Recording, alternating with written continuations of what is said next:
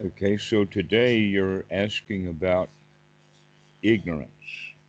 Yes. Actually, the Pali word is a jiva, and that it's translated as ignorance.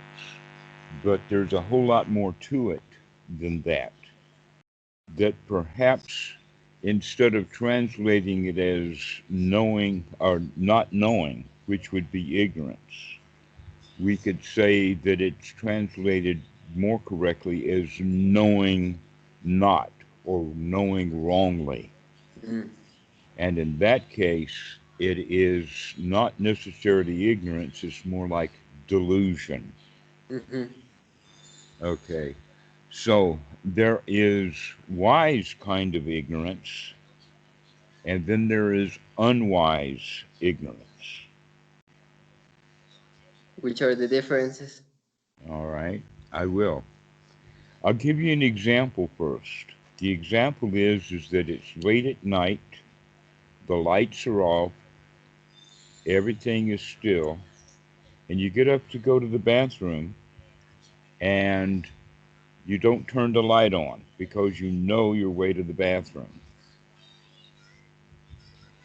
And on the way to the bathroom, you stub your toe. Now, was that toe stubbing, was that out of ignorance or out of delusion? Well, I thought I knew, so it's delusion. Yes, I would say that it's delusion, and here's the reason why. You see, if you did not know the way to the bathroom, or you did not know the precise position of the furniture, and you knew that you didn't know the precise way uh, to the bathroom and the position of the furniture, then Mm. you would turn the light on. Mm-hmm. But you were delusional, thinking that you could make it to the bathroom without turning the light on Mm-hmm. safely.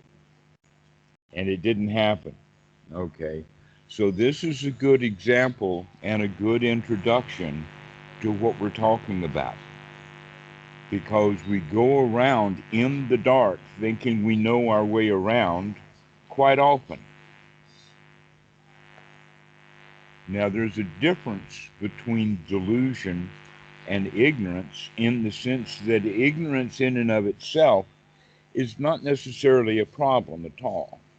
Mm. An example of that is that technology, for instance. In the time of the Buddha, there was very little technology. So at that time, the Buddha was ignorant of the kind of technologies that we have today. But he was also ignorant, and so are we, of the technologies that will be here 100 years from now. We don't know what the future will be. Nobody knows what the future will be. Also, in the realm of knowledge of what we have now, you will find, in fact, scholars that are in a particular field together will argue with each other. Why do they argue? If both of these guys are experts and knowledgeable in their field, then why would they be arguing? The answer is because they're always going to be arguing at the edge of their field, the edge of their knowledge, the Mm-hmm. place beyond which there is no information yet. So, um, as a human being, we let us say we don't like not knowing. That we as a species, with the human brain, the way that it's constructed, we want to know. We want to connect the dots. We want to have knowledge. In some quarters, we even say that knowledge is of high value. Mm-hmm. For instance, if a battery manufacturer knows a technique for manufacturing batteries so that they can make them a lot cheaper, then they've got a leg up with that knowledge of the other battery manufacturers. Okay. Also, in the art of warfare, Keeping your enemy ignorant is a major point. This is also propaganda. Um, so, if your army is small, you want it to make it look big. If it's all collected together, you want to make it look scattered. If it is here, you want to make it look over there, etc., like that. And so there is deception involved with this. And that many things in our culture are deceiving. And if we have been deceived, then we are delusional, thinking that we know, and we can get a lot of agreement with that because everybody around agrees. Mm-hmm. And then we find out later that we were all wrong. Mm-hmm. All right. And some don't accept that and they want to cling to their delusions. Mm. Now, this is part of society. As you grow in the Dhamma, we begin to see that this is the major issue with society is this delusion, this lying and propaganda, and trying to take advantage because of knowledge and other things like that. And so we begin to recognize that, wait a minute, the society is not nearly necessarily as valuable as we once thought it was, that we have to be much more careful about this issue of ignorance. Mm. But that's just at the ordinary level. Yeah. Now there's a whole new level that we have to look at, and that is at the level of this jiva that's part of the second noble truth. Mm-hmm. Because this is the jiva that actually is painful, Mm-hmm. or let us say at least unsatisfactory, Mm. in the sense that um, there there is kind of a movement in Western Buddhism that holds that the second noble truth, the cause of suffering, is clinging or tanha, and that this is not what the Buddha says. That he talks about it as Mara and his three daughters. Mm-hmm. Okay, so clinging is going to be one of the three. Yeah. And that clinging normally is referred to as wanting things that we don't have. That the clinging is not to the object, it's clinging to wanting the object that we Mm-hmm. don't have. Mm. Okay, wanting something that we don't have. If we have something that we want, then we're good. We've already got it. Mm-hmm. Unfortunately, everything is subject to decay. That's what I thought right now. Yeah. And so, oftentimes, when we have something, that means now we've got to preserve it, and we're not going to be really great at doing that, and eventually we're going to lose it. And then the dukkha comes back in the sense of, oh no, I have lost it. Poor me. I used to have that thing, and now I don't have it, whatever it was. Could be a bicycle. That we can grow up as an adult and remember fondly the bicycle we had as a child, Mm. and we want that bicycle. Actually, we want the feelings that are associated Yeah. with the bicycle. But this is how it goes is that when we lose something, now the bad feelings for having lost it, but it's still that issue of separation from that which we want, not having what we want, as if we had that thing, now we would be better off. If we had that thing, we would be more whole. If we had that thing, we would be complete. And so, in fact, what we feel like is longing or lacking of something, and that um, longing and lacking is basically based upon the fact that we think that we'll feel better if we get what we want, Yeah. where Yeah. in fact we're quite okay just the way we are.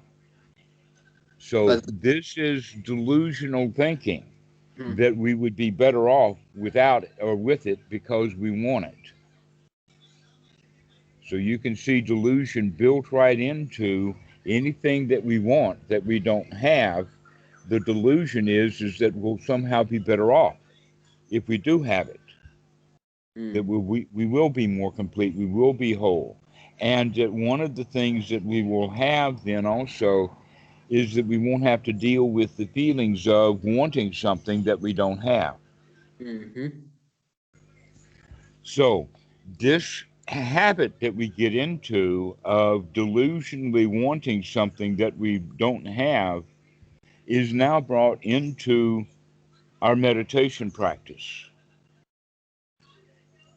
in the sense that now we're wanting something from meditation that we yeah, don't have. yeah, And this is why so much practice is done incorrectly, is because people are doing it from the issue of wanting something. mm, I feel terrible now, let me go meditate and I'll feel better. Well, maybe so, maybe not. It depends upon how they're practicing, you see. mm. Oh yeah. Wanting to feel better does not make one feel better. Mm. No, But this because is, go you've ahead, gotta you've gotta get to the fuel of the cause of feeling well, feeling better, isn't it? right? We have to actually cut through this layer of ignorance. Uh-huh. So, back to the second noble truth has three elements to it. Those three elements in the Pali is lobha, moha, dosa. And what they mean basically is wanting things that we don't have, longing for things. Love. The second one is having to put up with things that are difficult to put up with. They're difficult to endure. We don't want to endure it. Mm-hmm. An example of that is the you're having a conversation with a friend, or perhaps listening to the television, and the police come with their noisy sirens, dee da dee da dee da, and we want that noise to go away. We don't like it. It's difficult to endure, and it's preventing us from getting something that we do want, like listening to the jokes on TV or something like that. All Mm, right. And so now we've gotten ourselves into a state of not liking because what the object of the not liking is preventing us from getting something that we do like. mm-hmm. All right. So in both of these cases, we're dealing with feelings. The feeling of I like it and the feeling that I don't like it. This is in the Pali, this is Vedana, and this is a major, major part of the teaching of the Buddha. Now, these are not emotions, these are basic feelings, but it gives rise to the emotions Mm, in the sense of when we when we like something, then we want to go get it. If we don't like something, we want to get rid of it. But now there's a third kind of feeling that I will introduce, and that third kind of feeling is sometimes translated in English as a neutral feeling, but it is certainly not.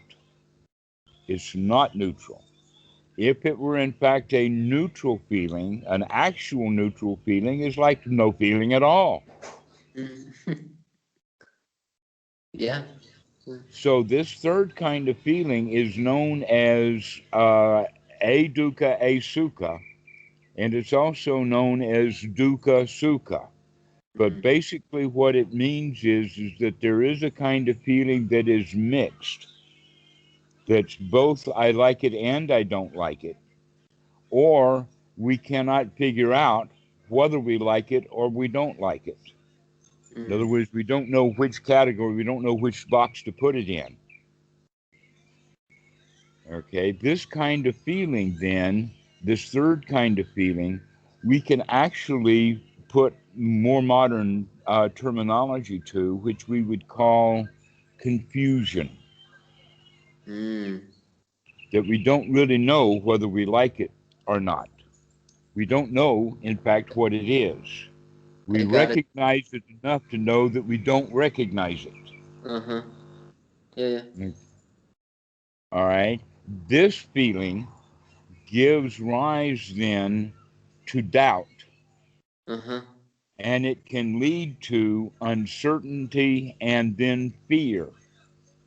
That Mm. in fact we would rather decide that I don't like it, because it's easier then to accept it that you don't like it. Where it's confusing that we're not sure whether we like it or not.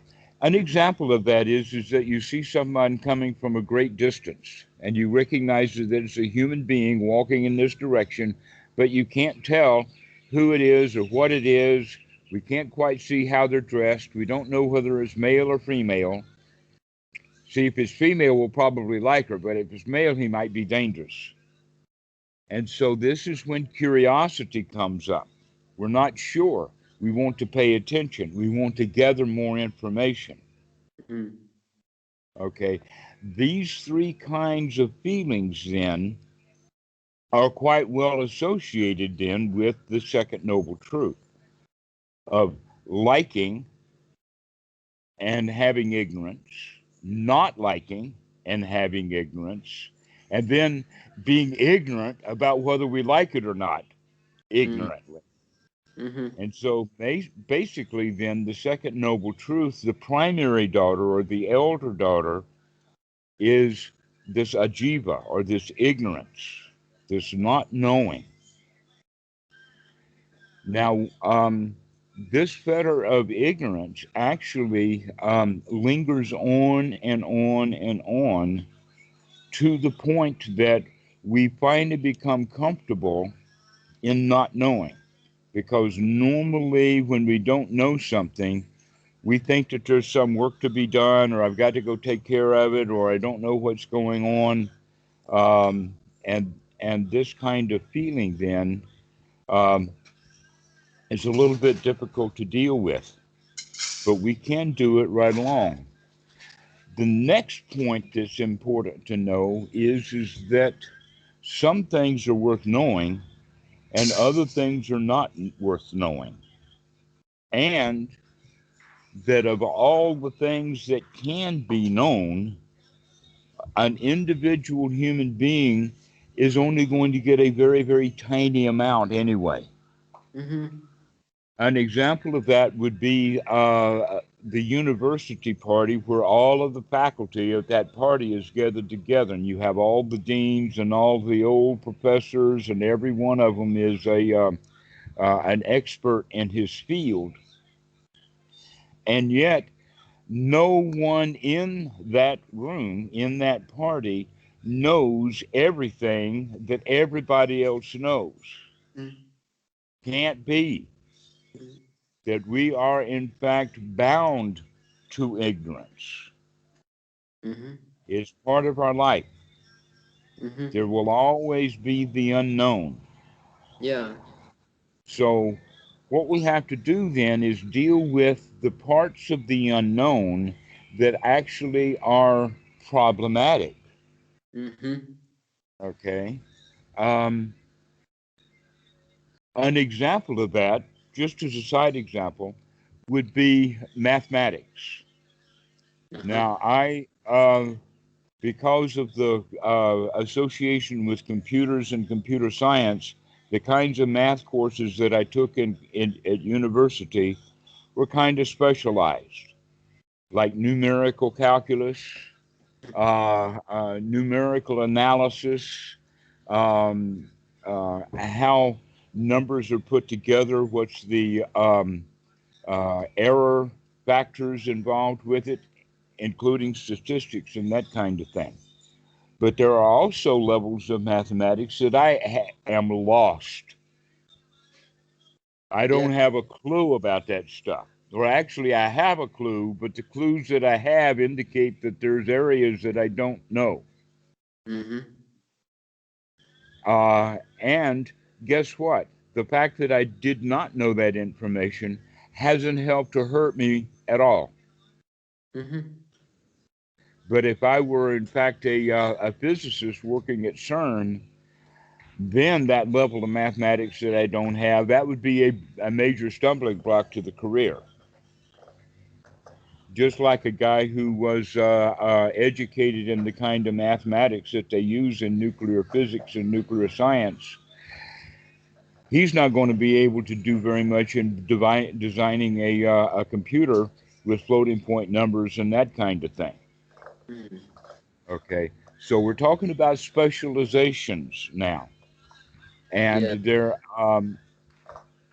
there's actually kind of specialized knowledge that we need for the Dhamma. Mm. That we're not going to try to remove all ignorance. We're just going to figure out that which makes life unsatisfying. Mm. Yeah. That's all the ignorance that we have to deal with. Yeah. Now, Yeah. what that basically means is that we need now to pay attention to and to become wise to our feelings. Mm. This is the basic point is that we are ignorant of our feelings, that a lot of times we don't even know how we feel about something Mm-hmm. because there's so much complexity and whatnot.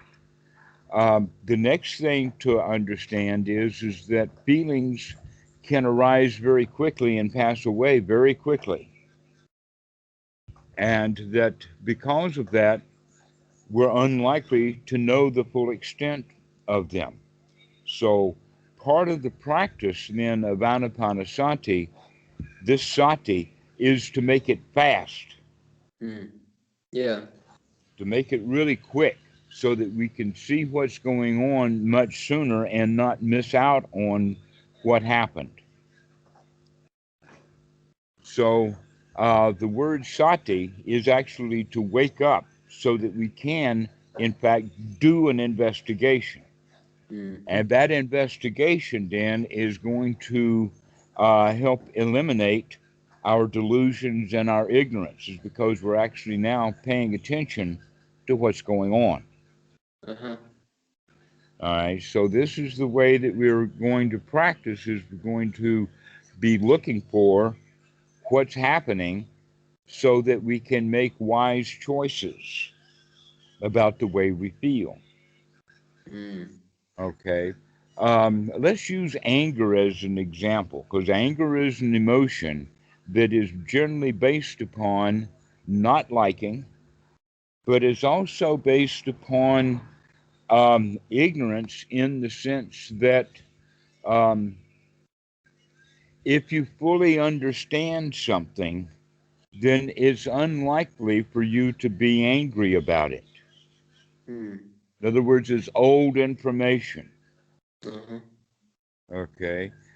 Children, in fact, can learn about things in school that happened before they were born. When they go to school that morning, they didn't know anything and they were okay. And then they hear about it and now they're unhappy, they're angry, they're upset because they've heard about something that they didn't know about that happened before they were born. This is what we're talking about in the sense that um, we only have a little bit of information. So, getting back to the fact that if someone is angry, there is more than one thing mixed with that because anger itself is not just not liking something, but there is almost always fear that's based at the bottom of it. And Mm-hmm. fear is normally, let us say, the strongest kind of fear is fear of the unknown. You've even heard in politics, better the devil we know than the devil we don't, right? That's an example of that. Is that if we don't know what this guy is going to do, we don't want him in office. We'd rather Uh, have a crook in office because at least we know what he's going to do. So in anger, what that means is that there is almost always fear, and that fear is based upon not knowing Oh yes. or ignorance and delusion. So you have to have the not liking plus the delusion of not knowing that gives rise to fear. And when you mix those two things together, that's when anger comes. Well, when anger does arise, do you know it? Sometimes, yeah. Sometimes we do, and sometimes we don't. That in fact, when we don't know we're angry, when we are angry, that's when we're more likely to cause more suffering, more harm to ourselves, etc., like that. That in fact, you can see it happens on a regular basis that some two people are arguing and one's getting loud and starting to yell, and his friends say, "Don't be angry," and he says, "I'm not angry." Well, sure he is. He just Yeah. doesn't want to admit it, Yeah. and in a way, he's being delusional about his anger. Uh-huh. Yeah. Okay. And not only that, but there's other delusional qualities to anger in the sense that when someone is angry, they feel a sense of entitlement, they feel a sense of righteousness, they feel in the sense that they're justified in doing their bad behavior of taking revenge on someone because they've done them wrong or something like this, um, is almost always done from delusion in the sense that it would, in fact, be better for us to be friends than it would be for us to be enemies. Because revenge is a strange thing. If I take revenge on him, he's going to take it back on me, and then I'm going to take it back on him. And sometimes even families get into warring with each other, one taking revenge after the other. Okay, so this wanting of revenge and wanting to even the score and all of that is part of the justification for our ill will and our anger, wanting to harm someone because they harmed me. So this is part of the um, makeup that we have, and so in a way we like anger. We want it. It makes us feel powerful. It Uh, helps us to take revenge, and so we have heard on an intellectual basis, perhaps from some religion or psychology or whatnot like that, that, oh, anger is bad. mm. We shouldn't be getting angry. Mm-hmm. But that's just words Oh that, yes.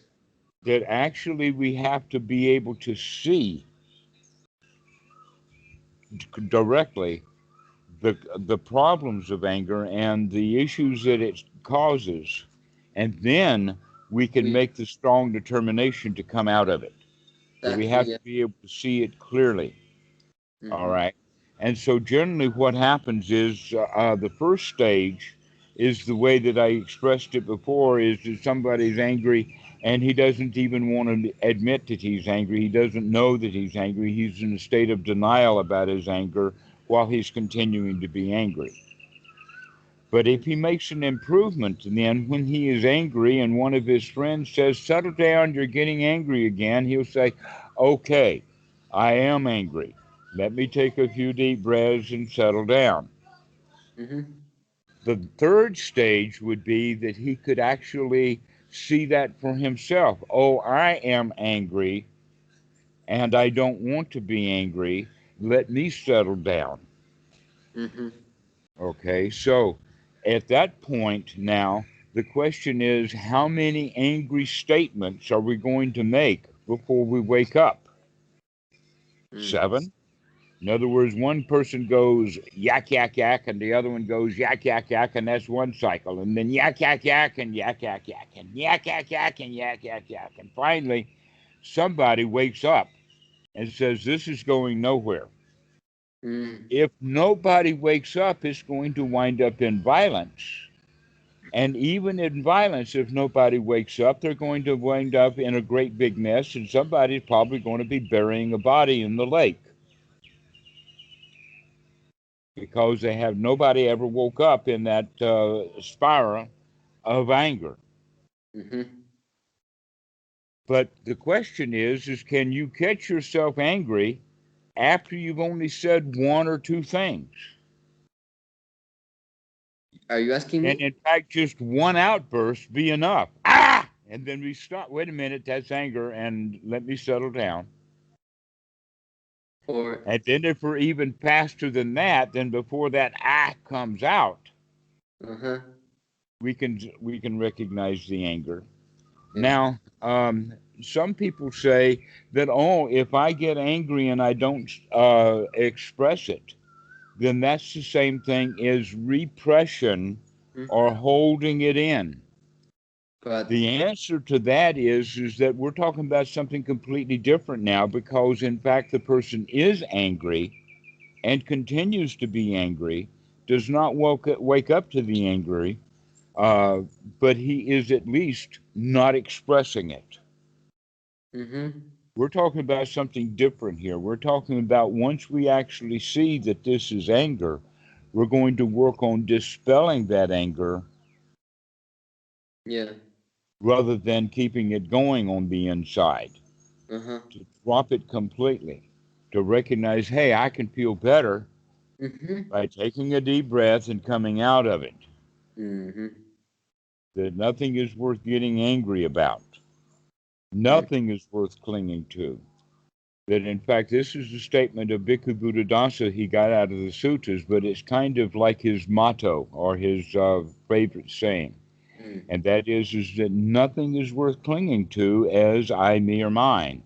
Well, Oh. the only way that we can cling to anything is by doing it selfishly. Uh-huh. Clinging to it, there's got to be, if there is clinging, then we create a clinger to do Mm. it. Yeah. All right. But when we recognize that anger is something that can be dealt with by dispelling it rather than repressing it. Uh-huh. So repressing it is like putting something under pressure. Like Mm-hmm. we pump it up into a tank, and the pressure in that tank builds up, but we never release the relief valve. Mm-hmm. All Then right, it's and so low. and so the argument is to release that relief valve and let all of that stuff out.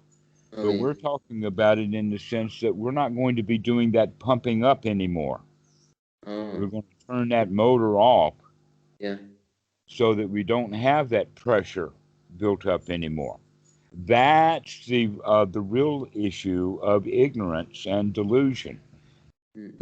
That the original part was is that I should not be letting all of this pressurized anger out, Mm. and so we shut up and repress. But we're talking about a deeper level of Oh. understanding, Yeah. so that we can in fact say anger itself is bad, and I'm feeling angry, and I don't have to let me take the heat off. Let's settle down. Let's uh, do something that's nurturing, because Mm. in fact, um, anger can only come out of being critical, of not liking, of saying that this is good and this is bad and what you're doing is bad, and I'm going to make sure that you find out that it's bad, because I'm going to do bad things to you because of what you're doing.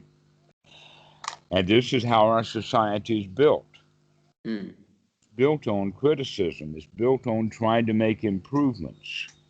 It's built upon um, a system that was originally designed to eliminate ignorance and delusion and suffering, but it didn't do a very good job of it. Well, Mm. let us say it did do a very good job, something like a C minus, and that's a whole lot better than an F. Mm-hmm. And some societies are down there at F level, like for instance Nazi Germany. Mm-hmm. Okay, down at the level of failing people. Our society doesn't fail everyone, but it is unsatisfying to almost everyone. Mm-hmm.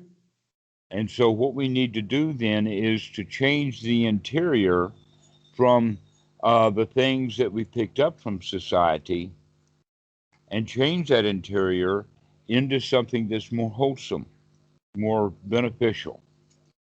So, that means that we need to start being on guard for this ignorance, Mm.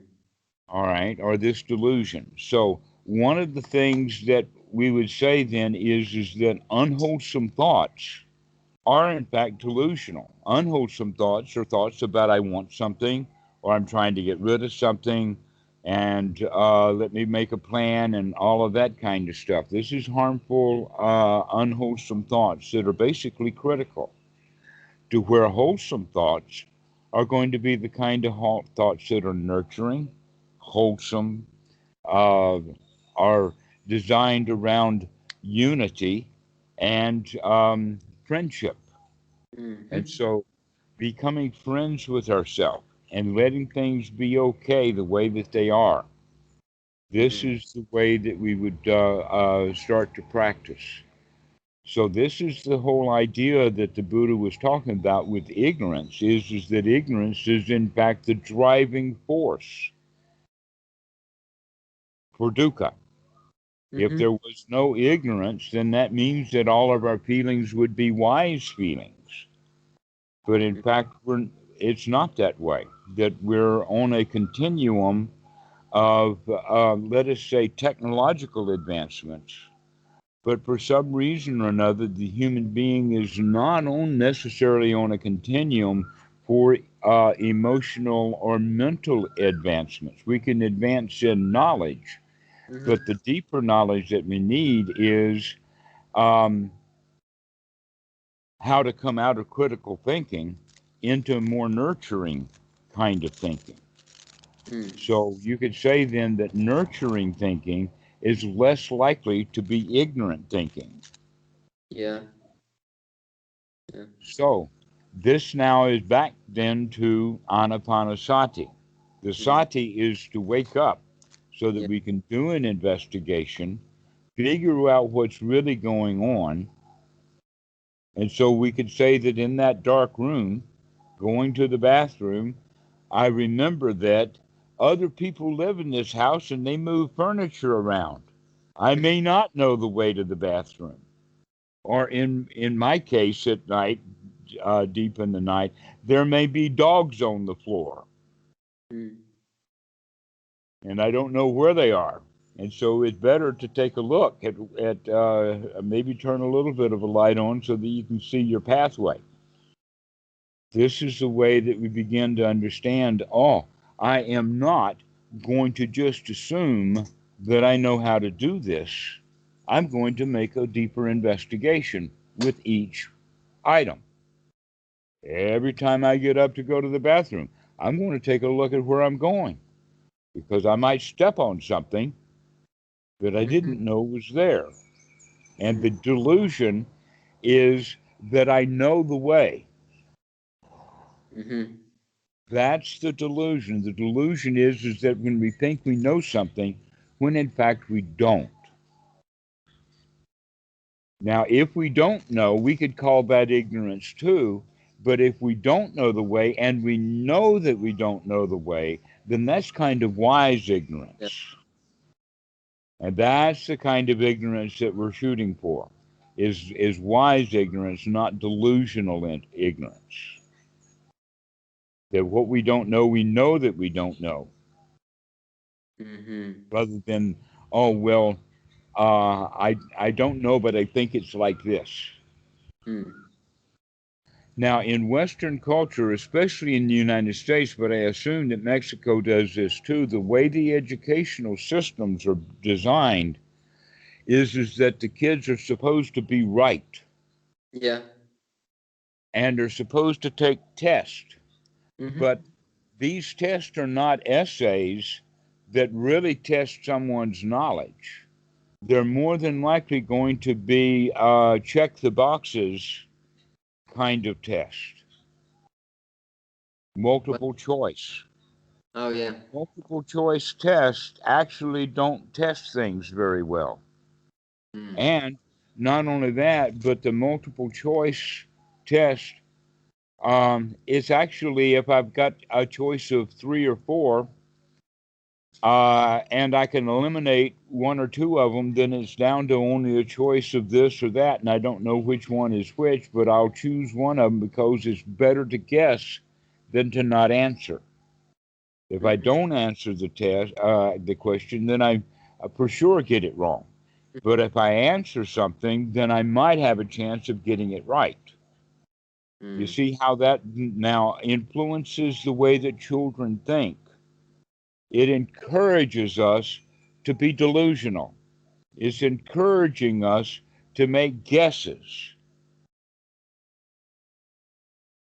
to where everything about the teaching of the Buddha is no, let's not guess. Let's look and see and Life investigate. is not a multiple choice test. Uh-huh. And not only that, but generally, before we make a choice, we have a chance to figure it out. It's almost like life is like an open book test. Mm. And all we need to do is to do our research rather than guessing. But it's easier to guess, and we've been guessing our whole life. Mm. And so the teachings of the Buddha is all about coming out of that guesswork. Let's not guess anymore. Let's look. Let's investigate. Let's figure out exactly what is going on. Mm-hmm. This is why the investigation stage is so important. And this is also part of the Eightfold Noble Path in the sense of right view. Right view is actually quite big, it's a big deal. Yeah. Yeah.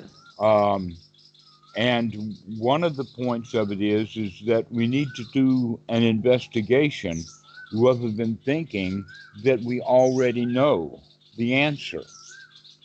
An example of that's universally taught by all religions is the law of karma.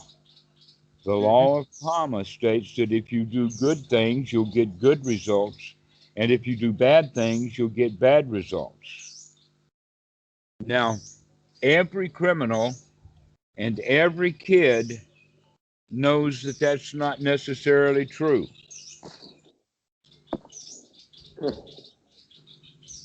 We can, in fact, get away with it. Yeah. That I can do bad things and not have to experience the bad results. That a good example of that, in fact, is Donald Trump Mm-hmm. has been getting away with things his whole life. Things are Well. closing in on him finally now, but he was able to get away with it. But our churches and our schools, etc., they want us to say, no, you can't get away with it because then everybody will behave correctly. And so basically, it's a war between the authorities that are saying the law of karma is correct, it's good, you've got to follow it. If you do good things, you'll get good results, I'll guarantee it. And if you do bad things, I'm going to send my own personal police force after you to make sure that you understand that your bad behavior gets bad results.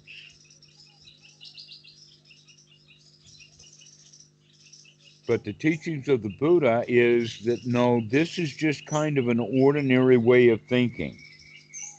That you could say, in fact, that the idea that I can do anything that I want to do and get away with it, that's wrong view. And if Mm. everybody lived according to that kind of wrong view, we would have bedlam, we would have chaos, we would have barbarianism, that even the warlords would get killed in their sleep by their lieutenants. Mm-hmm. It would be a dog eat dog world, or in our human case, it would be cannibal. It would be humans eating humans, because we used to do that a lot, still do it in some places. Mm-hmm. So that is absolutely wrong view. No culture at all. Everything is dangerous. This is down then to the level of Darwin of the survival of the fittest, period. End of whole story. To where our society is built upon, oh no, there's this law of karma that says if you do good, that other people will like it and you'll get good results. And if you do bad, then you'll get bad results. But we know that that's not necessarily the case. So the religions will come up with the addition to it. The last thing on there is the statement, no matter what. What do I mean by that? Okay. Good actions will get good results no matter what. And Mm. bad actions will give bad results no matter what. Even if God or the karma machine has to dig you up out of the ground just to kick your ass, that's the idea. Okay? Uh-huh. Right. That you cannot get away with it. Where, in fact, within the context of right noble view, Uh-huh. is that we don't get away with it because of look at the way that we feel. Uh-huh. That we are, in fact, our own executioner. Mm-hmm. And so this is a much more appropriate way to look at it, rather than looking at it as an outside force, a law of karma, a god, a police force, or something else that's going to enforce our society's rules upon us. We're going to be doing it through wisdom, Oh, through yes. investigation, through recognizing for ourselves what is correct and what is not correct. This Mm. is the noble right view. Mm-hmm. So wrong view is I can get away with it. I can do anything that I want to. Ordinary right view is no, there are rules here, and society's got rules, and religions have rules, and if you follow those rules, you'll be okay. And if you don't follow the rules, we're going to get you. Mm-hmm. All right. But then there is noble right view. And the noble right view is let's investigate, let's look, let's examine, Mm-hmm. let's figure out what's really going on here so that I can live a life that is wholesome and perhaps productive. But the important part is that it is uh, free from suffering, free Uh, from dukkha. That's the way that we want to look at it. All right. And so that investigation requires not only to see this is dukkha and that my feelings are associated with that in the sense of I want something and then I get it and then I feel better, but I'm not going to feel better for long. If I buy a new car, it's going to have a dent and it's going to have mortgage payments that is not going to be 100%. That this is the problem that we have with materialism is that materialism ultimately is not satisfying. mm-hmm. How many iPhones has Apple done in the past 10 years? And what is going to be the next one is going to be satisfying things that the other ones, the last model didn't have. Always improving. But a Yeah. lot of people can be satisfied with, well, I've got a cell phone and it does everything that I need, and so I'm good to go. And so they're the ones who are going to be more satisfied. Mm-hmm. Yeah, yeah. So this is the way that we begin to look at it is that let's do an investigation to find out how we can get ourselves into a state of satisfaction. Mm. And we do that at a moment by moment basis. That much of the conversation that we've had today has been the examples of very, very long term kinds of things. Yeah. But now, when we're working with anger, we can say, no, we're just talking about something that happens within 2 to 3 minutes. And so we can, in fact, um, learn with Anapanasati that we can take care of things in the moment Mm-hmm. and we can find a way of getting satisfied in this moment.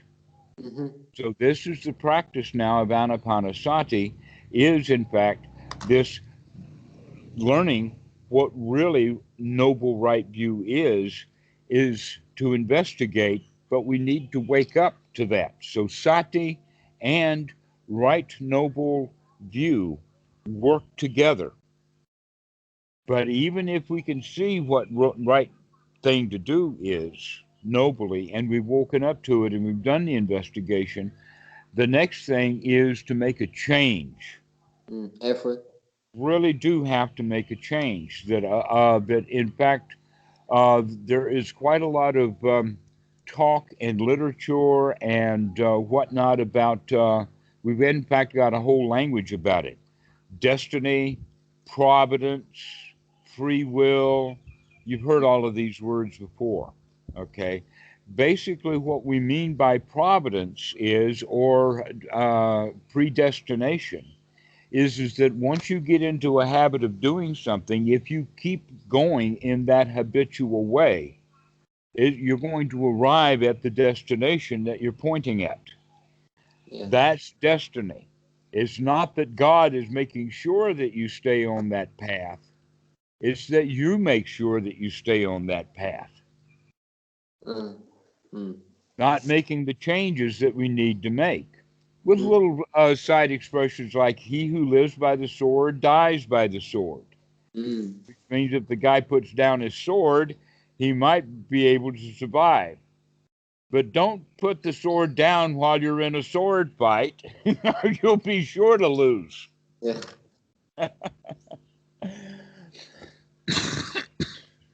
And so um, the practice of Anapanasati then requires a change. It requires the effort to put into it to change.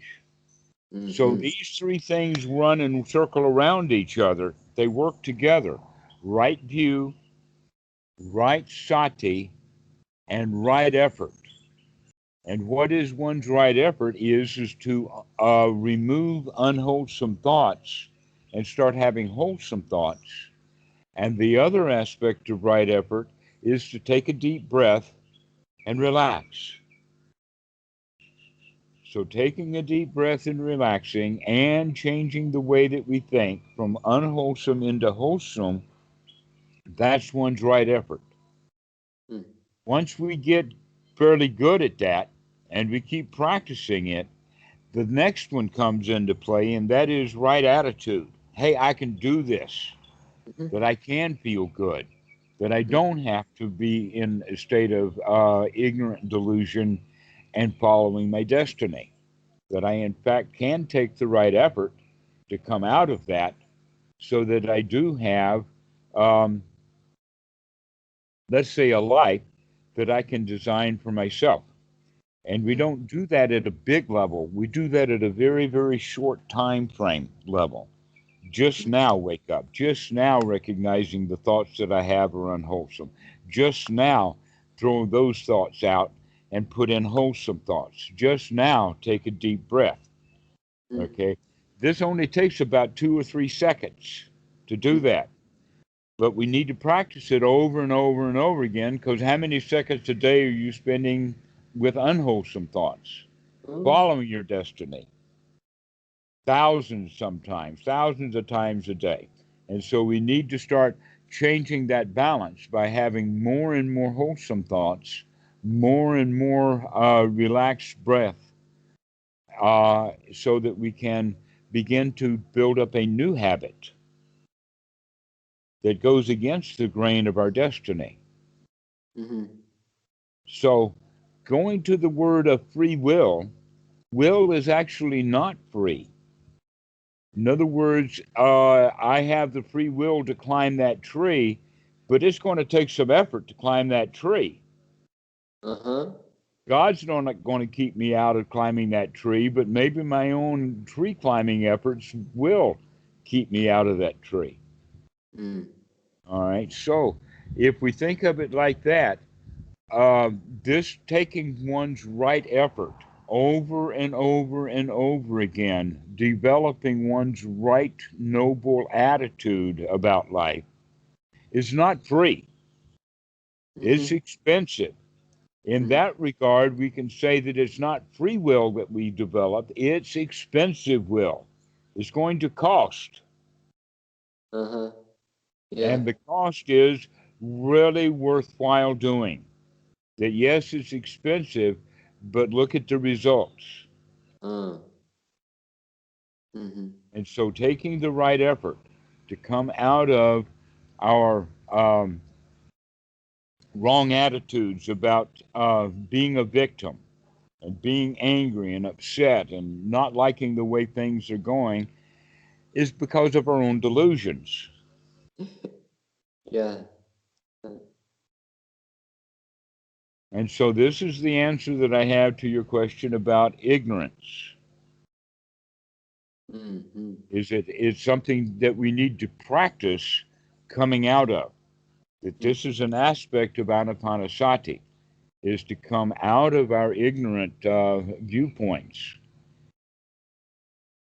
and come into one's right noble view, which is full of investigation, to Mm-hmm. look, to monitor, to note, and in a way to judge or to guard the Uh, mind to make sure that the thoughts that we have are nurturing thoughts, wholesome thoughts, and are not critical thoughts, mm-hmm. unwholesome thoughts, thoughts of wanting, thoughts of getting rid of things, thoughts of Mm-hmm. lawsuits, all of that kind of thing, so that we can come to a state of um, everything is okay, everything is fine, no worries.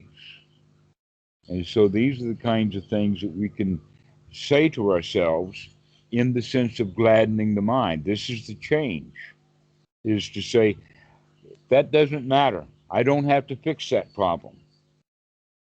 And right now, I'm okay. I don't have to write that email right now. I'm okay. Everything is good right now. Mm-hmm. Yeah. Eric was very keen on wholesome thoughts. Yeah. Yeah. All right. So let's finish this conversation now, and you go practice that, recognizing that there is a lot of ignorance. And the ignorance that's dangerous is the delusional ignorance where we think we know something when in fact we don't. Mm. And so let's start looking at it from the sense of let's investigate. Let's find out for sure. That's one's right noble view, is the faculty of wisdom, the power of investigation.